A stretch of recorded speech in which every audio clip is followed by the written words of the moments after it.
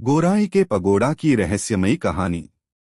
मुंबई के गोराई क्षेत्र में स्थित ग्लोबल विपश्यना पगोड़ा न केवल शांति और ध्यान का केंद्र है, बल्कि इसके निर्माण से जुड़ी एक अनोखी कहानी भी है। इस विशाल स्वर्णिम स्तूप को दूर से देखने पर ही मन में एक अद्भुत शांति का संचार होता है। लेकिन बहुत कम लोग जानते हैं कि इसके निर्माण के पीछे एक रहस्यमयी घटना छिपी हुई है। एक अद्भुत सपना।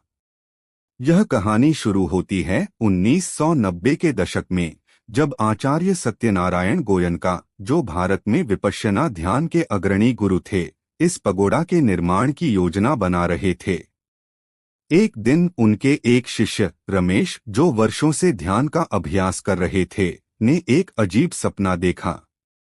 उन्होंने देखा कि एक विशाल सुनहरा पगोड़ा समुद्र के किनारे खड़ा है और वहां हजारों लोग शांति से ध्यान कर रहे हैं। अचानक एक वृद्ध भिक्षु उनके पास आए और बोले, इस पगोड़ा का निर्माण समय की पुकार है, इसे पूरा करना तुम्हारा कर्तव्य है। रमेश ने जब यह सपना अपने गुरु गोयनका जी को बताया, तो उन्होंने इसे एक दिव्य संकेत माना और पगोड़ा निर्माण के कार्य को शीघ्र शुरू करने का निर्णय लिया। निर्माण के दौरान चमत्कार। 2000 में जब इस पगोड़ा का निर्माण कार्य शुरू हुआ, तब कई कठिनाइयां आईं। एक दिन जब मजदूर पगोड़ा की नींव खोद रहे थे, उन्हें वहां एक प्राचीन पत्थर की शिला मिली, जिस पर पाली भाषा में कुछ लिखा था। जब विद्वानों ने इसे पढ़ा, तो पता चला कि यह पत्थर लगभग 2000 साल पुराना था और इसमें भगवान बुद्ध के उपदेश अंकित थे। यह देखकर सभी को विश्वास हो गया कि यह स्थान सच में ध्यान और शांति के लिए उपयुक्त है।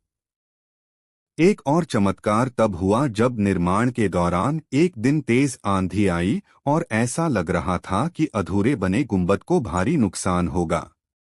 लेकिन जैसे ही ध्यान केंद्र में बैठे साधकों ने प्रार्थना शुरू की, आंधी अचानक शांत हो गई।